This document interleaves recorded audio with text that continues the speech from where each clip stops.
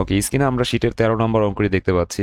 এখানে বলা হয়েছে from the following data off a company, একটা কোম্পানির নিচের তথ্য হতে estimate the amount of working capital needed, মানে একটা কোম্পানির নিচের তথ্য হতে ওয়ার্কিং ক্যাপিটাল এর পরিমাণ নির্ণয় করতে হবে। তাহলে আমরা রিকোয়ারমেন্ট পেয়ে গেছি, আমাদের ওয়ার্কিং ক্যাপিটালের পরিমাণ নির্ণয় করতে হবে, এটা হচ্ছে আমাদের রিকোয়ারমেন্ট। আচ্ছা, two finance an activity level of 50%, তার মানে 50% অ্যাক্টিভিটি লেভেলের জন্য আমাদের ওয়ার্কিং ক্যাপিটাল করতে হবে। আমি লাইনটা আরেকবার পড়ে দিচ্ছি। আমাদের এখানে বলা হয়েছে from the following data off a company, একটা কোম্পানির নিম্নের তথ্য হতে ইস্টিমেট নির্ণয় করো, কি নির্ণয় করতে বলছে? The amount of working capital, কার্যকরী মূলধনের পরিমাণ বের করতে হবে।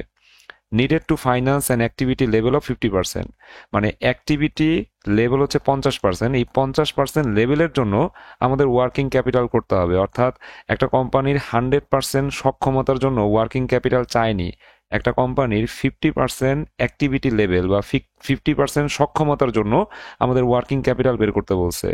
যদি একটা কোম্পানি 100% সক্ষমতাতে 1,00,000 ইউনিট উৎপাদন করে, তাহলে 50%-এর জন্য অবশ্যই অর্ধেক উৎপাদন হবে, দ্যাটস মিন 50,000 ইউনিট উৎপাদন হবে। তাহলে আমরা 50,000 ইউনিটের জন্য ওয়ার্কিং ক্যাপিটাল করব, কারণ আমাদের প্রশ্নে বলেই দিয়েছে estimate amount of working capital, working ক্যাপিটালের পরিমাণ বের করো to finance and activity level of 50%, 50% activity লেভেলের জন্য। তাহলে অঙ্কের 100% অ্যাক্টিভিটিতে যত ইউনিট উৎপাদন করবে আমরা তার অর্ধেক, অর্থাৎ 50% লেভেলের জন্য ওয়ার্কিং ক্যাপিটালটা করে ফেলবো। তো এখানে বলা আছে capacity of the concern two product 2,40,000 unit per Enam, মানে এক বছরে 2,40,000 ইউনিট উৎপাদনের সক্ষমতা রয়েছে, কিন্তু আমরা 2,40,000 ইউনিটের ওয়ার্কিং ক্যাপিটাল করব না। আমরা 2,40,000-এর 50%, দ্যাটস মিন 1,20,000 ইউনিটের জন্য ওয়ার্কিং ক্যাপিটাল করব। আচ্ছা, প্রশ্নের মধ্যে বলা আছে এক্সপেক্টেড সেলিং প্রাইস টাকা 10 পার ইউনিট, প্রতি ইউনিটের বিক্রয় মূল্য 10 টাকা। এই বিক্রয় মূল্যের তেমন কোনো কাজ নাই, এটা বাদ। আচ্ছা, কস্ট অফ র মেটেরিয়াল দেওয়া আছে, কস্ট অফ র মেটেরিয়াল টাকা 3 পার ইউনিট, অর্থাৎ আমরা যে পণ্যটা বানাবো সেই পণ্যে কাঁচামাল লাগবে 3 টাকার, এটার কাজ আছে। তারপর ডিরেক্ট লেবার, শ্রমিককে মজুরি দিতে হবে প্রতি ইউনিটে 2.5 টাকা, এটারও কাজ আছে। তারপর annual overhead at 50% activity level, 50% activity লেভেলের জন্য আমাদের ওভারহেড দেওয়া আছে 2.5 লক্ষ টাকা। আর ব্র্যাকেটে বলা আছে ইনক্লুডিং ডেপ্রিসিয়েশন টাকা 50,000, এই 2.5 লাখ টাকার মধ্যে 50,000 টাকার অবচয় ইনক্লুড করা আছে। তাহলে অবচয় ওভারহেডের মধ্যে ইনক্লুড থাকতে পারবে না। আমরা কি করব, এই 2.5 লক্ষ টাকা থেকে 50,000 টাকার অবচয় বাদ দিব। তাহলে 50% অ্যাক্টিভিটি লেভেলের জন্য আমাদের ওভারহেড দাঁড়াবে কত? 2 লক্ষ টাকা। এখন ওভারহেড 2 লক্ষ টাকা, এটা তো মোট, আমার দরকার ওভারহেড পার ইউনিট। আমি আবারও বলছি, আমাদের অঙ্কের মধ্যে অ্যানুয়াল ওভারহেড দেওয়া আছে 50% অ্যাক্টিভিটি লেভেলের জন্য, তার মানে 50% সক্ষমতার জন্য আমাদের অ্যানুয়াল ওভারহেড হচ্ছে কত টাকা? 2.5 লক্ষ টাকা। এখন এই 2.5 লাখ টাকার মধ্যে কি ইনক্লুড আছে? বলা আছে ইনক্লুডিং ডেপ্রিসিয়েশন, অবচয় ইনক্লুড আছে কত টাকার? 50,000 টাকার। তাহলে অবচয় ওভারহেডের মধ্যে ইনক্লুড থাকতে পারবে না। আমরা একটা কাজ করব, এই যে ওভারহেড 2.5 লক্ষ টাকা, এই 2.5 লক্ষ টাকা থেকে প্রথমেই আমরা কত বাদ দিব? 50,000 টাকার অবচয় বাদ দিব, যেহেতু এটা ইনক্লুড আছে। তাহলে আমরা 2.5 লক্ষ টাকা থেকে 50,000 টাকার অবচয় বাদ দিয়ে দিব। তাহলে এক বছরে 50% অ্যাক্টিভিটি লেভেলের জন্য আমাদের ওভারহেড 2 লক্ষ টাকা, আমরা বিয়োগ করলে পেয়ে যাচ্ছি 2 লক্ষ টাকা। এখন এই 2 লক্ষ টাকাকে আমরা কত ইউনিট দিয়ে ভাগ করলে ওভারহেড পার ইউনিট পাওয়া যাবে? আমরা কত ইউনিট দিয়ে ভাগ করব? 2,40,000 ইউনিট দিয়ে ভাগ করব, নাকি 1,20,000 ইউনিট দিয়ে ভাগ করব? বলো, তোমরা বলো। 1,20,000। 1,20,000 ইউনিট দিয়ে ভাগ করব, কারণ উপরের যে 2 লাখ টাকা ওভারহেড সেটা তো 50% অ্যাক্টিভিটি লেভেলের জন্য। তাহলে 50% অ্যাক্টিভিটি লেভেলের জন্য ওভারহেড 2 লক্ষ টাকা, এই 2 লক্ষ টাকাকে 50%-এর অ্যাক্টিভিটি, দ্যাটস মিন 1,20,000 দিয়ে ভাগ করব, তাহলে আমাদের ওভারহেড পার ইউনিট কত সেটা আমরা পেয়ে যাব। তো র মেটেরিয়াল পার ইউনিট 3 টাকা পেয়েছি, ডিরেক্ট লেবার পার ইউনিট 2.5 টাকা পেয়েছি, আর ওভারহেড পার ইউনিট আমরা বের করব, সম্ভবত 1.67 আসে। তাহলে ওভারহেড পার ইউনিট কত সেটাও আমরা বের করে ফেলেছি। তো এই তিনটাকে যোগ করলে কিন্তু আমরা কস্ট পার ইউনিট পেয়ে যাব, হ্যাঁ, টোটাল কস্ট পার ইউনিট পেয়ে যাব, যেটা আমাদের কাজে লাগবে। আচ্ছা, এরপর আমাদের প্রশ্নের মধ্যে বলা আছে কি সেগুলো একটু দেখো ভালো করে। আমাদের প্রশ্নের মধ্যে বলা আছে raw material are in stock. Raw material স্টকে থাকে 1 মাস, এটা কারেন্ট অ্যাসেট। তারপরে material are in process on average for 2 month. Process থাকলে আমরা বুঝি ওয়ার্কিং প্রসেস, ওয়ার্কিং প্রসেসের মেয়াদ হচ্ছে 2 মাস, এটা কারেন্ট অ্যাসেট। তারপরে ফিনিশ গুডস স্টকে থাকে 2 মাস, এটাও কারেন্ট অ্যাসেট। তারপর ক্রেডিট অ্যালাউড টু ডেটর্স, ডেটর্সের মেয়াদ হচ্ছে 3 মাস, এটাও কারেন্ট অ্যাসেট। তারপর রিসিভ ফ্রম সাপ্লায়ার্স অফ র মেটেরিয়াল ইজ ফর 1 মান্থ। আচ্ছা, সাপ্লায়ারের কাছ থেকে আমরা হচ্ছে র মেটেরিয়াল রিসিভ করেছি, তার মানে এখানে ক্রেডিটর্স বা পাওনাদার সৃষ্টি হয়েছে। হ্যাঁ, সাপ্লায়ারের কাছ থেকে আমরা র মেটেরিয়াল রিসিভ করেছি কয় মাসের জন্য? 1 মাসের জন্য। অর্থাৎ সাপ্লায়ারের কাছ থেকে আমরা বাকি নিয়েছি, হ্যাঁ, 1 মাসের জন্য। সো এখানে ক্রেডিটর সৃষ্টি হয়েছে, সো ক্রেডিটর্স কারেন্ট লাইবিলিটিস পাশে যাবে, শুধু 1 মাসের amount. Lag in payment of wages half of month. আচ্ছা, আমাদের মজুরি বকেয়া থাকে হাফ মান্থ, এটা কারেন্ট লাইবিলিটিস। তারপর ওভারহেড বকেয়া থাকে 1 মাস, এটাও কারেন্ট লাইবিলিটিস। তারপরে প্রশ্নে cash in hand at bank 10% of net working capital বলা আছে। তো ক্যাশ টাকা যেহেতু পার্সেন্টেজে আছে, তাহলে আগে তো নিট ওয়ার্কিং ক্যাপিটাল বের করতে হবে, তারপরে আমাকে ক্যাশ টাকাটা নির্ণয় করতে হবে। তো এই ক্যাশ টাকাটা কিন্তু কারেন্ট অ্যাসেটের মধ্যে সরাসরি দেখানো যাচ্ছে না। যদি ক্যাশ টাকা অ্যামাউন্টে দেওয়া থাকতো 10,000 টাকা, 5,000 টাকা, তাহলে আমরা ক্যাশ টাকা সরাসরি কারেন্ট অ্যাসেটে দেখাই দিতাম। কিন্তু এখানে ক্যাশ টাকা সরাসরি দেওয়া নাই, আমাদের এখানে ক্যাশ টাকা পার্সেন্টেজে দেওয়া আছে। সো এই পার্সেন্টেজটা আমরা যদি অ্যামাউন্টে কনভার্ট করতে চাই, তাহলে আগে নিট ওয়ার্কিং ক্যাপিটাল বের করতে হবে, তারপরে এই 10%-এর কাজ করলে আমরা ক্যাশ টাকাটা পেয়ে যাব। সো ওই ক্যাশটাকে আমরা সরাসরি কারেন্ট অ্যাসেটে যোগ করতে পারবো না, সো আমরা কন্টিনজেন্সি হিসাবে যোগ করে দিব। ঠিক আছে? সো এইখানে 10%-এর পাশে যেহেতু নিট আছে, 10/90 গুণ করতে হবে নিট ওয়ার্কিং ক্যাপিটালের সাথে, যেটা আমি গত ক্লাসে বুঝাইছি। আচ্ছা, you may assume that production is carried on evenly throughout the year, মানে সারা বছর ধরে উৎপাদন চলমান ছিল, এটা অনুমান করতে বলছে। অ্যান্ড ওভারহেড অ্যাক্রু সিমিলারলি, এবং উপরি ব্যয় একইভাবে ঘটেছে। তারপর লাইনটা খুব important, 1/4 of output is sold against cash, মানে 4/1 নগদে বিক্রি হয়েছে। তার মানে 4/3 বাকিতে বিক্রি হয়েছে, আর যতটুকু বাকিতে বিক্রি হয়েছে সেটাই হচ্ছে ডেটর্স। তার মানে ডেটর্স আমরা স্বাভাবিকভাবে ক্যালকুলেশন করব।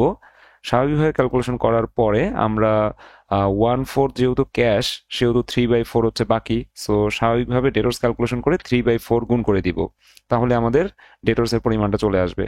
তো আমরা পুরো অঙ্কটাই পড়লাম। এই অঙ্কের মধ্যে কিছু ডিফারেন্ট আছে আগের অঙ্কগুলো থেকে। সেই ডিফারেন্সগুলো আমি আরেকবার একটু সবাইকে রিমাইন্ড করে দিচ্ছি। আমাদের অঙ্কের মধ্যে বলা আছে কি, যে একটা কোম্পানির কিছু তথ্য নিচে দেওয়া আছে, আমাদেরকে বলছে ইস্টিমেট নির্ণয় করো amount of working capital, working ক্যাপিটালের পরিমাণ নির্ণয় করতে হবে। আচ্ছা, ওয়ার্কিং ক্যাপিটালের পরিমাণ নির্ণয় করতে হবে needed to the finance and activity level of 50%। 50% activity লেভেলের জন্য আমাদের ওয়ার্কিং ক্যাপিটাল নির্ণয় করা প্রয়োজন।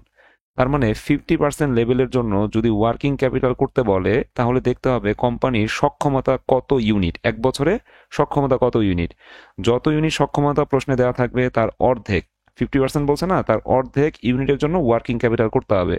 তো আমরা দেখতে পাচ্ছি কোম্পানির ক্যাপাসিটি বা সক্ষমতা হচ্ছে 1 বছরে 2,40,000 ইউনিট উৎপাদন করতে পারবে, তার 50% করলে 1,20,000 ইউনিট হয়। সো এই 1,20,000 ইউনিটকে বেস ধরে আমরা ওয়ার্কিং ক্যাপিটাল করব। দ্যাটস মিন 50% অ্যাক্টিভিটি লেভেলের জন্য আমরা ওয়ার্কিং ক্যাপিটাল করব। অঙ্কের মধ্যে সেলিং প্রাইস দেওয়া আছে 10 টাকা, এটার কোনো কাজ নাই। আমাদের র মেটেরিয়াল পার ইউনিট 3 টাকা, এটার কাজ আছে। লেবার পার ইউনিট 2.5 টাকা, এটারও কাজ আছে। আর ওভারহেড 50% অ্যাক্টিভিটি লেভেলের জন্য দেওয়া আছে 2.5 লক্ষ টাকা। ভালো করে শুনো, 50% অ্যাক্টিভিটি লেভেলের জন্য আমাদের ওভারহেড কত? 2.5 লক্ষ টাকা। এর মধ্যে অবচয় ইনক্লুড আছে 50,000। তো 2.5 লক্ষ থেকে অবচয়টা বাদ দিবা, 50,000 টাকার অবচয় বাদ দিবা, তাহলে 2 লাখ টাকা হচ্ছে আমাদের ওভারহেড। এই যে 2.5 লাখ থেকে 50,000 বাদ দিলাম, 2 লাখ টাকা হচ্ছে অবচয় ওভারহেড। এখন এই ওভারহেডটা হচ্ছে 50% লেভেলের জন্য, তাই এই ওভারহেডকে আমি যদি 1,20,000 ইউনিট দিয়ে ভাগ করি, তাহলেই আমাদের ওভারহেড পার ইউনিট চলে আসবে। হ্যাঁ, তো র material per unit, labour per unit, overhead per unit, এই তিনটা তথ্য আমাদের থাকাই লাগে। তো অলরেডি আমরা এই তিনটা তথ্য পেয়ে গেছি।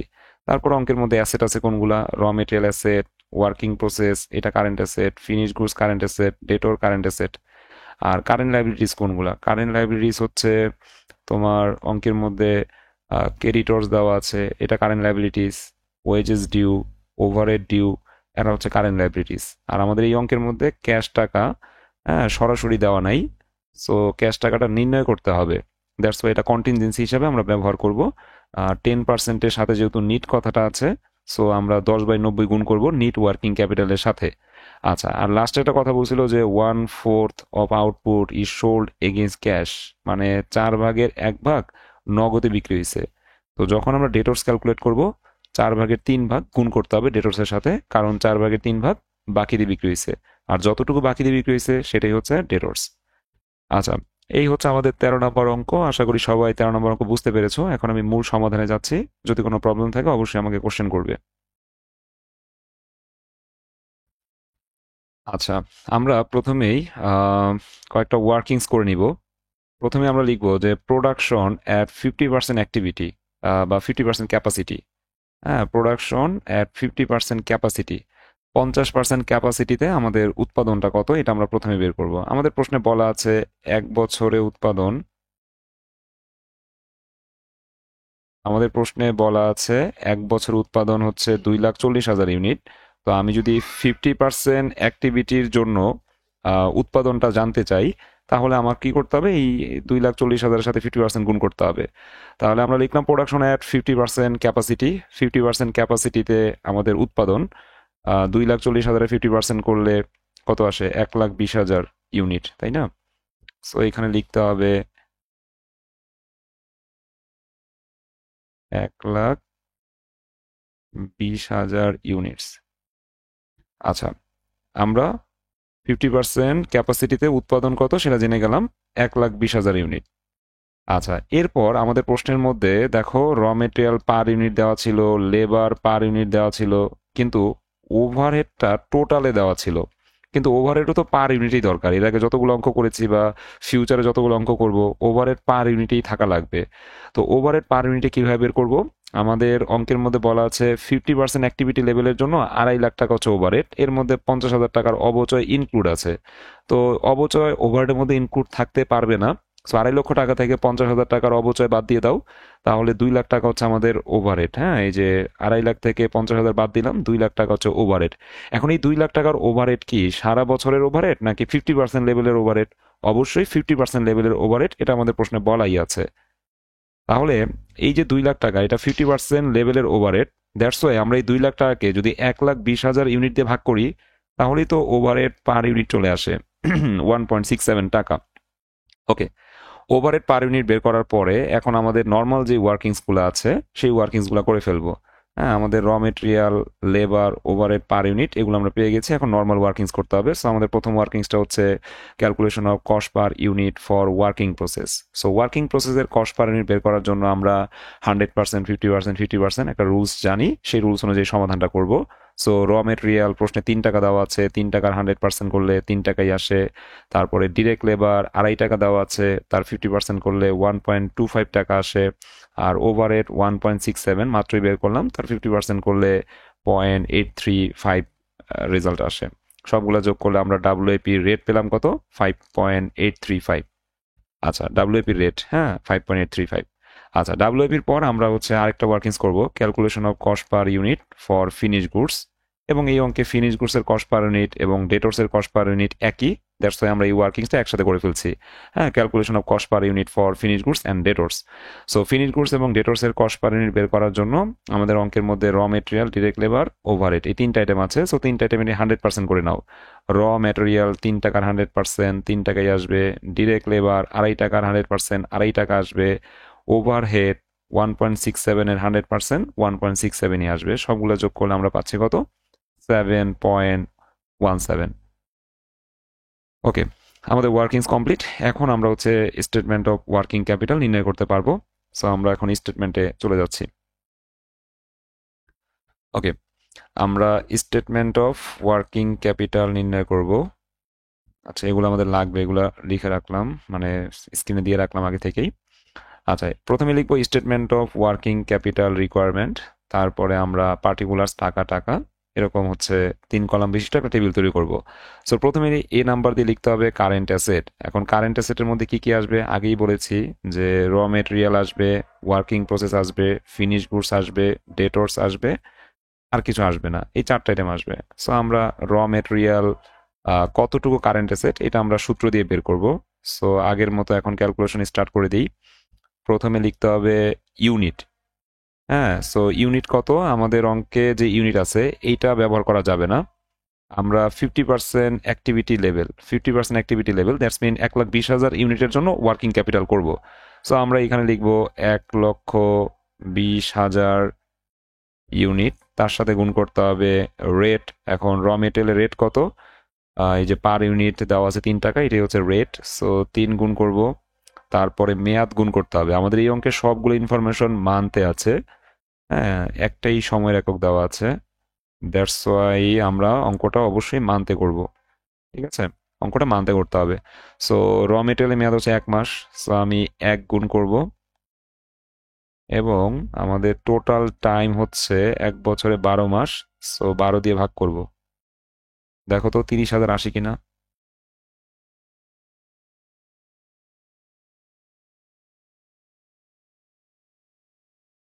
জি স্যার, ঠিক আছে।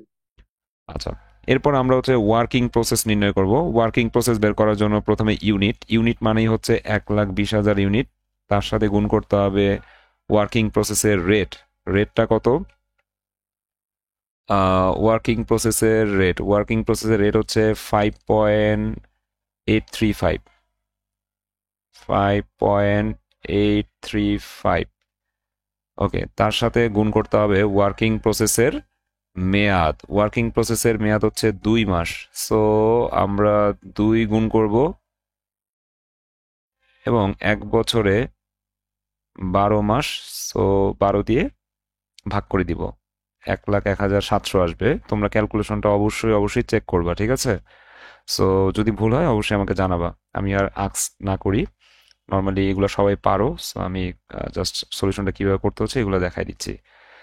আচ্ছা, এরপরে আমাদের 3 নাম্বার আইটেম কি ছিল, current asset. 3 number current asset ছিল ফিনিশ গুডস, তাই না? ফিনিশ গুডস আমাদের দুইটা শেষ, র মেটেরিয়াল ওয়ার্কিং প্রসেস দেখাইলাম, এখন ফিনিশ গুডস দেখাবো, তারপর ডেটর্স দেখাবো। সো আমরা এখন ফিনিশ গুডস কারেন্ট অ্যাসেটে দেখাবো। আমরা প্রথমে লিখব ইউনিট। ইউনিট হচ্ছে 1,20,000 ইউনিট, তার সাথে গুণ করতে হবে রেট। এখন ফিনিশ গুডসের রেট কোনটা, এই যে 7.17। 7.17, তার সাথে গুণ করতে হবে ফিনিশ গুডসের মেয়াদ। ফিনিশ গুডসের মেয়াদ 2 মাস। সো আমরা 2 গুণ করব, এবং ভাগ করে দিব 1 বছরে 12 মাস, 12 দিয়ে ভাগ করে দিব। সো ফিনিশ গুডস আসবে 1,43,400। আচ্ছা, এরপরে আমাদের আরেকটা কারেন্ট অ্যাসেট আছে, সেই কারেন্ট অ্যাসেটের নাম হচ্ছে ডেটর্স। আচ্ছা, ডেটর্স কারেন্ট অ্যাসেট 3 মাসের জন্য কারেন্ট অ্যাসেট। সো আমরা ডেটর্সটা কারেন্ট অ্যাসেটে দেখাবো। আমাদের অঙ্কের মধ্যে ইউনিট দেওয়া আছে 1,20,000 ইউনিট, তার সাথে গুণ করতে হবে রেট। ডেটর্সের রেট হচ্ছে 7.17। 7.17, তার সাথে গুণ করতে হবে ডেটর্সের মেয়াদ। ডেটর্সের মেয়াদ কত, 3 মাস। সো 3 গুণ করব, 1 বছরে 12 মাস, টোটাল টাইম 12 দিয়ে ভাগ করব। আর তার সাথে গুণ করতে হবে কত, এই যে 1/4, যেহেতু ক্যাশে বিক্রি হয়েছে, সো 4/3 বাকিতে বিক্রি হয়েছে, তাহলে আমাদের ডেটর্স আসবে 1,61,325। অঙ্কের মধ্যে আর কোনো কারেন্ট অ্যাসেট নাই, আমাদের ক্যাশ নাই, প্রিপেড এক্সপেন্স নাই, তারপরে অ্যাডভান্স পেমেন্ট নাই।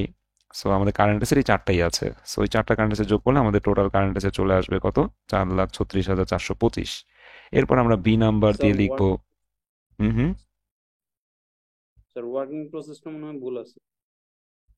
ওয়ার্কিং প্রসেসের মধ্যে ভুল এক আছে? সপ্তাহে 700। আচ্ছা, সাউন্ডটা খুবই আস্তে আসতেছে, আমি বুঝতেছি না কথাগুলো। বললাম যে ওয়ার্কিং প্রসেসে হচ্ছে 1,16,700 টাকা হওয়ার কথা। 1,16,700 হওয়ার কথা। আচ্ছা জি। আচ্ছা, আমি দেখছি। বাকিটা একটু ক্যালকুলেশন করে দেখো তো, ওয়ার্কিং প্রসেসের টাকাটা ঠিক জি আছে স্যার, কিনা। আমার 1,16,700 আসছে।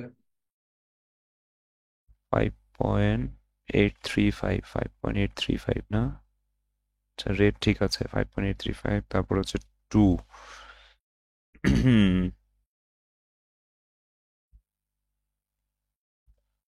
আচ্ছা, আমরা কি ওয়ার্কিং প্রসেসের এই যোগফলটা করতে কি ভুল করেছি? দেখো তো 1.67 এর 50% কত আসে?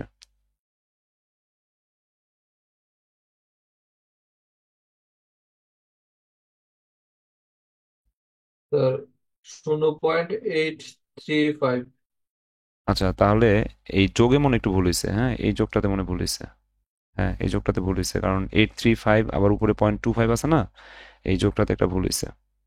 7.25। 3 আর 1 4, না 7 পয়েন্ট হবে না, ফাইভ পয়েন্ট 5.085 হবে। ফাইভ ওহো। পয়েন্ট জিরো এইট ফাইভ হ্যাঁ, এই জায়গাটাতে ভুল করছি।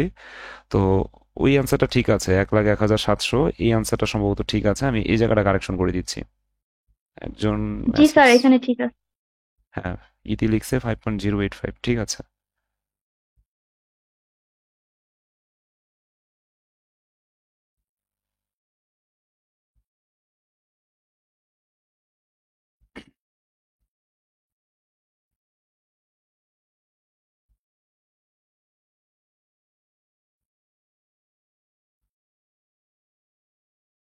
আচ্ছা, এখন ঠিক আছে, আমাদের রেজাল্ট আসবে 1,01,700, আর এই যোগফলটাও তাহলে ঠিক আছে।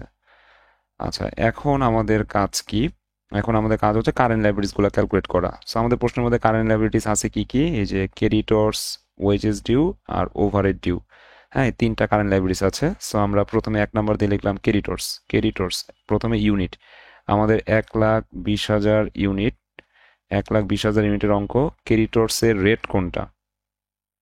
ক্রেডিটর্সের রেট কোনটা? ক্রেডিটর্সের রেট হচ্ছে র মেটেরিয়াল পার ইউনিট। র মেটেরিয়াল পার ইউনিট হচ্ছে 3 টাকা। সো আমরা এখানে 3 গুণ করব, তার সাথে গুণ করতে হবে টাইম। ক্রেডিটর্সের মেয়াদ হচ্ছে 1 মাস। সো 1 গুণ করতে হবে এবং 12 দিয়ে ভাগ করতে হবে, তাহলে আমাদের 30,000 টাকা ক্রেডিটর্স চলে আসবে। আচ্ছা, ক্রেডিটর্সের পর আমরা ওয়েজেস ডিউ, ওভারহেড ডিউ, আরও দুইটা আইটেম দেখাবো। সো আমি প্রথমে ওয়েজেস ডিউ দেখাচ্ছি। 1,20,000 ইউনিটের অঙ্ক, ওয়েজেস ডিউ। ওয়েজেস ডিউ তার রেট কত? রেট হচ্ছে ডিরেক্ট লেবার, হ্যাঁ, 2.5। সো 2.5 গুণ হবে তার সাথে ক্রেডিটর্সের টাইম। টাইম হচ্ছে half of month. Half of month মানে 0.5 মান্থ, এবং তাকে ভাগ করতে হবে টোটাল টাইম বা 12 দিয়ে, তাহলে 12,500 চলে আসবে। এরপর ওভারহেড ডিউ। ওভারহেড ডিউ আমরা দেখাই দিব। আমাদের অঙ্কের মধ্যে ইউনিট হচ্ছে 1,20,000 ইউনিট, তারপরে রেট গুণ করতে হবে। ওভারহেডের রেট কত জানি ছিল? 1.67 সম্ভবত, 1.67, তাই না? হুম, 1.67। সো 1.67 লিখলাম, তার সাথে গুণ করতে হবে ওভারহেডের মেয়াদ। মেয়াদ হচ্ছে কত? 1 মান্থ। সো 1 গুণ করব এবং টোটাল টাইম 12 দিয়ে ভাগ করে দিব। সো আমাদের রেজাল্ট আসবে 16,700। সবগুলা যোগ করলে আমাদের টোটাল কারেন্ট লাইব্রেরি চলে আসবে 59,200। আমরা কারেন্ট অ্যাসেট থেকে কারেন্ট লাইব্রেরিজ বিয়োগ করব, পাওয়া যাবে নিট ওয়ার্কিং ক্যাপিটাল 3,77,225। তার সাথে যোগ করতে হবে কন্টিনজেন্সি। আচ্ছা, এটা গত ক্লাসের স্লাইডের উত্তর চলে আসছে। হ্যাঁ, কন্টিনজেন্সি আমাদের যোগ করতে হবে। এখন কন্টিনজেন্সি কত হবে সেটা আমি এখানে ক্যালকুলেট করে দেখাই দিচ্ছি। যেহেতু আমাদের এখানে 10%-এর পাশে নিট কথাটা আছে, সো নিট থাকলে 10/90। 10/90 গুণ করবো, যেহেতু 10%, সো 10/90। 15% হলে 15/85। 20% হলে আমরা 20/80। হ্যাঁ, এইভাবে ক্যালকুলেশনটা করতাম। তো আমাদের এখানে 10% নিট বলছে, সো নিট ওয়ার্কিং ক্যাপিটাল হচ্ছে 3,77,225। তার সাথে আমরা 10/90 গুণ করে দিব, তাহলে আমাদের রেজাল্ট আসবে 41,914। এখন এই দুইটা আইটেম যোগ করলে আমাদের ওয়ার্কিং ক্যাপিটাল রিকোয়ারমেন্ট আসবে 4,19,139। ওয়ার্কিং ক্যাপিটাল বের করা হয়ে গেলে আমরা এই তিনটা অ্যাজাম্পশন দিয়ে দিব, তাহলে আমাদের অঙ্ক শেষ। দেখো তো কারো কোনো প্রবলেম আছে কিনা এই 13 নম্বর অঙ্ক নিয়ে।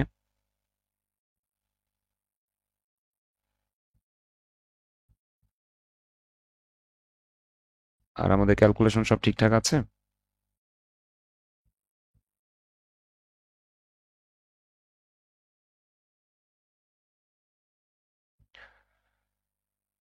দু একজন জানাও বুঝতে পারছো কিনা। আর যদি কোনো কনফিউশন থাকে কোথাও আমাকে কোশ্চেন করো, ঠিক আছে? আমি কিন্তু 13 শেষ করে এখন 16তে যাব। সবাই বুঝতে পেরেছি 13 নম্বর অঙ্ক? জি স্যার, কোনো সমস্যা নেই। জি স্যার। জি স্যার। আচ্ছা, ঠিক আছে তাহলে।